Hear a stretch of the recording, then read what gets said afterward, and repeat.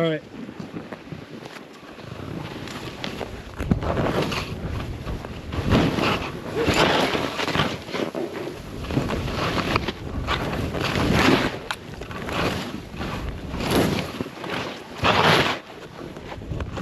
Hey skiers, it's Bob with skiessentials.com. And I'm Matt. How's it going? Matt and I are here on a lovely Friday up at Stowe, in the middle of a really nice snow cycle here. We're in the woods once again, and we thought it'd be fun to kind of ski on something that is new for 2025 and will continue forward structurally into 2026.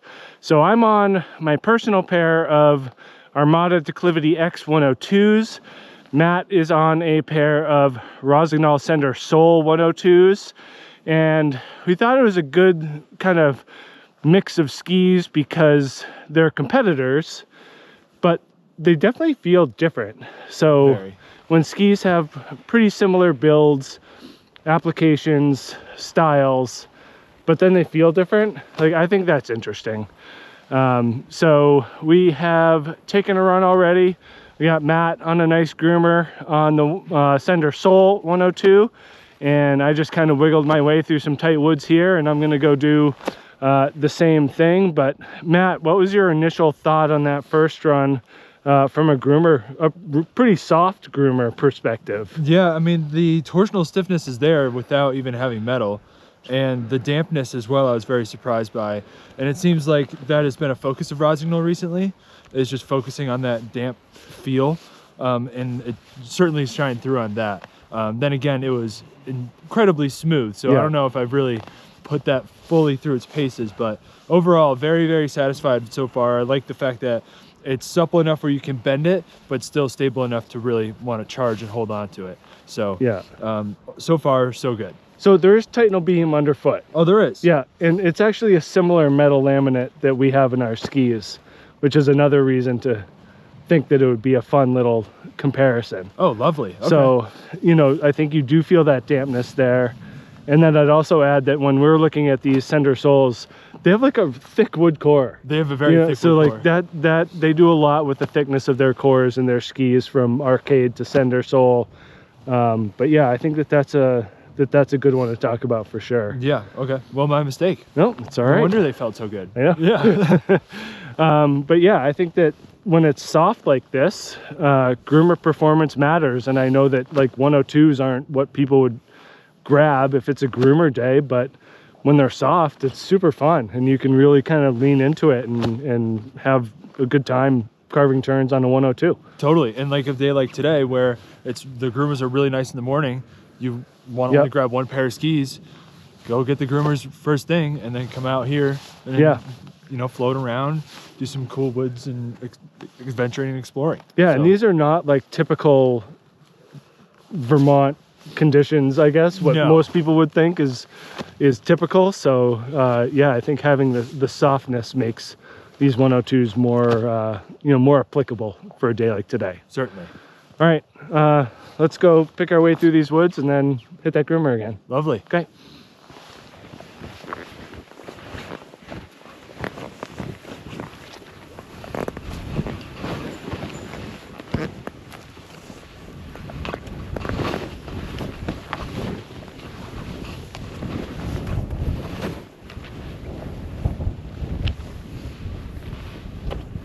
Woo.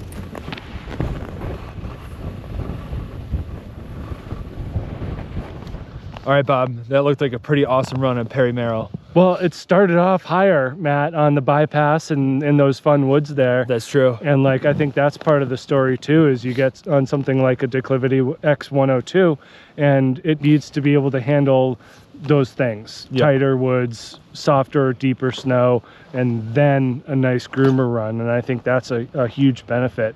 And like, I didn't get these for that type of, for the bypass type of skiing. Right. Like, I wanted these for Perry Merrill and what we're about to do here on Hayride, which is smoothing out the wider open surfaces as opposed to being hypermobile in trees. You know, that's what I think a bent 100 is much better at versus this. And this is a lot of ski. Like, we're both on 188s, and you know, it's a lot. Yeah. So it's not like it's the most mobile ski, but it does fine, and especially considering how smooth it is when you pop back out.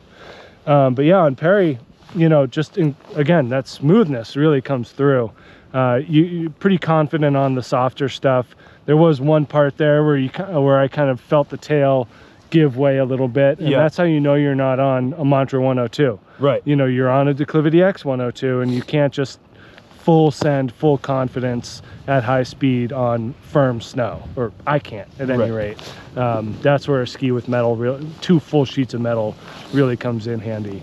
But yeah, I mean, they're very rewarding and energetic, and I was trying to kind of mix up more medium radius turns in there, and that's where they're really fun. Yep. So yeah, I mean, we'll see how hayride goes. It's a little bit more choppy and a little bit less smooth, so I'm kind of optimistic that this is going to be more Declivity X appropriate versus a smooth high-speed groomer. But Agreed. I don't know. Agreed. We'll see. Either way, they're really, really fun and just incredibly quiet. Yeah, and especially with the changes they made with the new X. Yeah. I feel like now it's even more so in the wheelhouse of what you're talking about, where out in the bypass where we were, and then being able to smooth this kind of stuff out. Whereas I feel like the old one was almost better at the more smooth surfaces. Right. Where they wanted to be a high edge angle, just go. Yep. So sweet. Let's go do it. All right. I'm ready.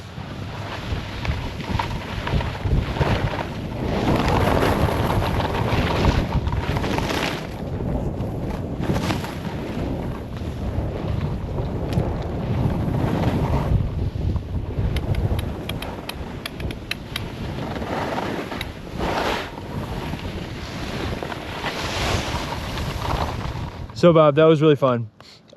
Really fun to just let it run, open it up a little bit, get some pitch going. Thankfully the snow conditions really allow for that kind of thing right now. But yeah, so far, this thing's awesome.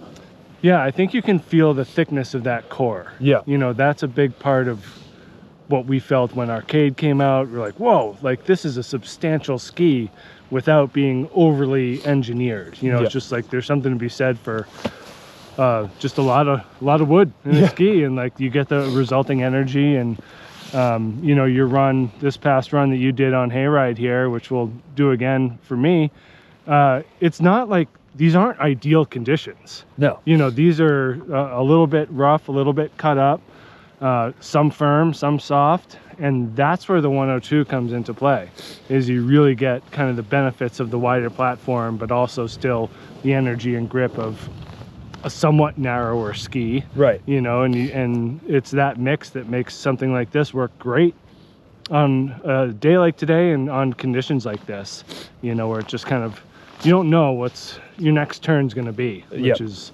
a huge part of it. Totally. And I think it makes these types of skis very as a useful tool, even on the East Coast. Yeah. For this type of thing. Yeah. And then out west, I mean, it could be a daily driver for the same reasons. Right. So they're just a really versatile category of skis, and especially these two in particular as well. Now, do you feel like in the Rossignol there, you got your air tip? Like, do you feel that as kind of a benefit in terms of swing weight, or is that kind of messing you up a little bit in terms of being more aggressive? You know, or do you not notice? I don't notice it at all, really. Yeah, like from edge to edge transitioning, I don't notice it. In terms of like putting it sideways, don't really notice it. I've noticed more that there's enough tail rocker back there to release the tail. Yeah. And like I haven't spun on them yet, so maybe that's how I truly determine the swing weight question. But so far I haven't really noticed it. But I think maybe where I have noticed it is maybe some of that dampness I was talking about before. Like maybe it's helping with the gyroscopic effect, just kind of taking some mass out of there. But perhaps that would be my final answer, at least right now. Yeah. But I'll keep that in mind as we keep going. But what do you think? Should we go skiing? Yeah, I don't want to get it into your head, but that's okay. I was curious. Yeah, let's do that again. I don't think I'll go as fast as you did, but we'll see how it goes. Lovely. Okay.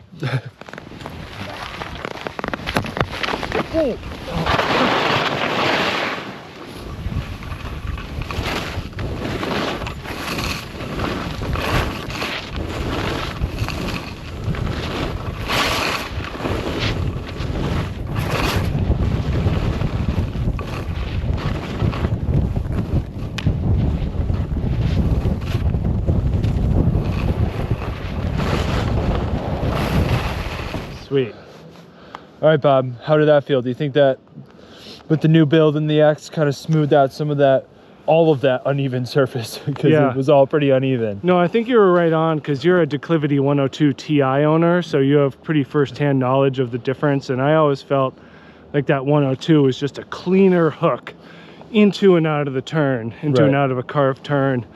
And this new X102 is a little smoother, a little easier, you know, more drifty, more floaty, a little bit lower edge angle stuff. And that's what that trail hayride's all about, is mixing kind of those fun turns on the side and then opening it up and letting it run. Right.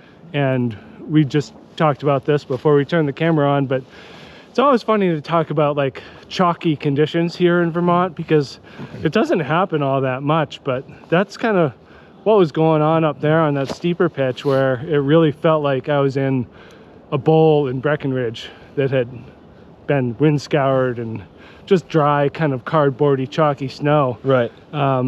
So like you were saying, a Western daily driver, this ski certainly applies, this Declivity certainly applies to that, and handles it really, really well. Yeah. But again, mixing softer snow on the sides and then opening it up into the carved turns, I think it's where both of these skis are supposed to live. Right. And they do a great job. And I also noticed, as at least the filmer following you, I have a harder time of staying in my carve. Yeah. I have to break free to make it tighter, because these want to, they flex a little bit more and they come around a little bit more quickly. Your Rossignol's or my Declivities? My Rossignol's take longer to come around. Yeah.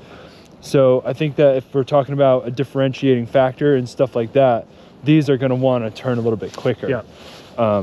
But then another thing really quick, with my 102 Ti's and that kind of stuff, that's when they kind of start to get a bit reactive. And like the chalky stuff? No, more like the variable stuff. Okay, like the not smooth parts. That's where they kind of get unhappy, and that's where these really shine. I wonder if your Ti just wanted, if it wants to turn more, because I always felt like they really wanted to turn, and these new X's are less eager. More direct. They require more input if you want them to turn, whereas the older Ti was more willing to do it on its own. Yeah. So just some differences in those model years, and they're both great. Yep. But yeah, definitely more of kind of that free ride aspect versus all mountain, I think, in this new X102. And I'm happy about that. You know, I think that there's better options again in this 100mm range if you just want to stay on trail and carve turns. Right. But if you want to mix it up, this is a good one. Yep. Yeah, let's keep skiing. It's really good. Yeah, sweet.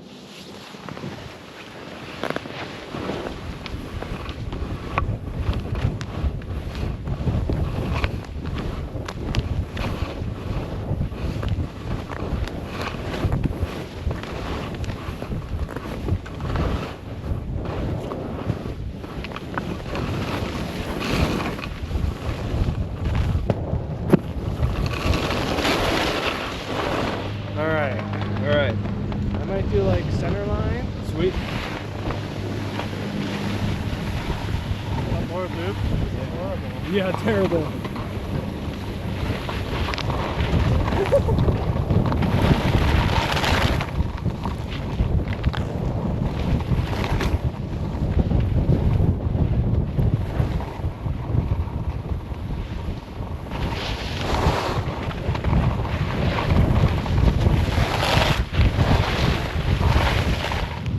All right, Bob, that I feel like was a quintessential 102 underfoot with metal all mountain free ride ski lap.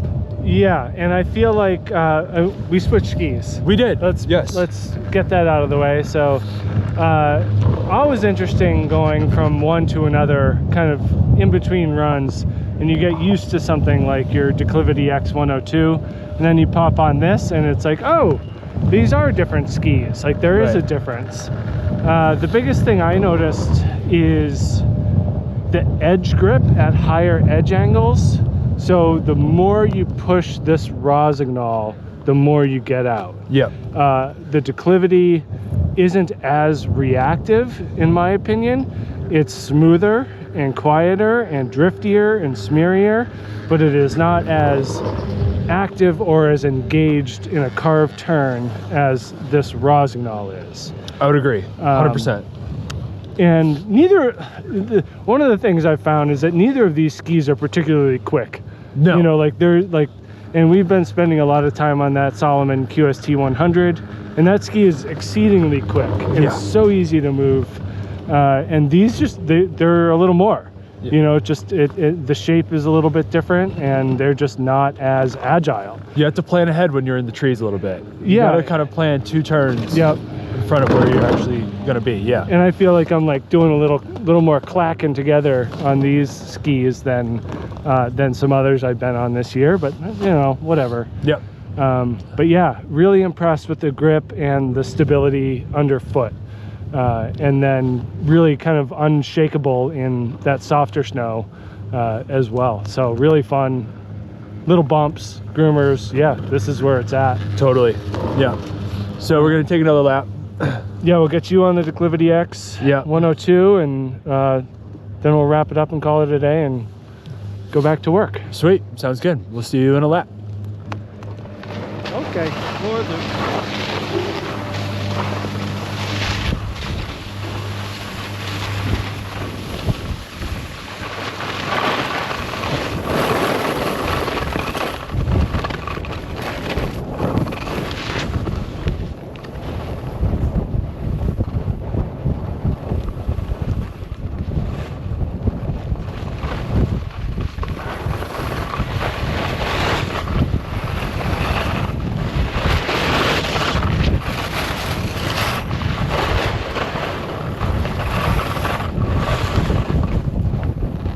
All right, Matt, I think we can wrap this up.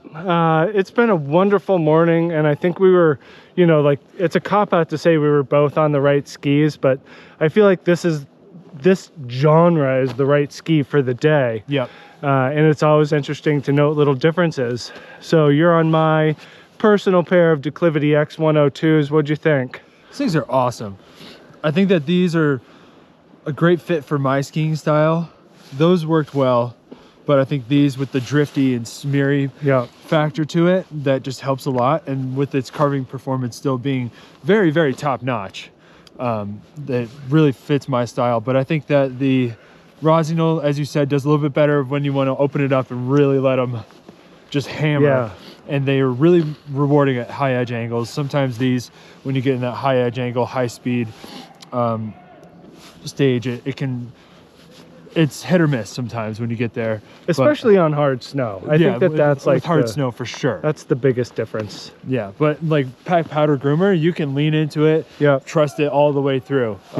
No problem at all. It's when it gets really firm, that's when you can start questioning yourself. And again, I don't think we're trying to mislead anyone into saying that these are the best carving skis on the market and the best one, or even the best 100 millimeter carving skis. You know, it's like you could point to Enforcer 99 or 104, you can point to Mantra 102, Anomaly 102. Anomaly 102. There's a lot of skis that have just that higher gear, especially on hard stuff, that these they don't have, and that's fine. But the versatility factor is what really gets people with these skis. These you can just pick any day, any conditions, and you're gonna have a fantastic time. Right. So. I think that fun plays a huge part in this type of ski, kind of the somewhat sturdy mid-fat, you know, kind of blurring the line between all mountain and free ride.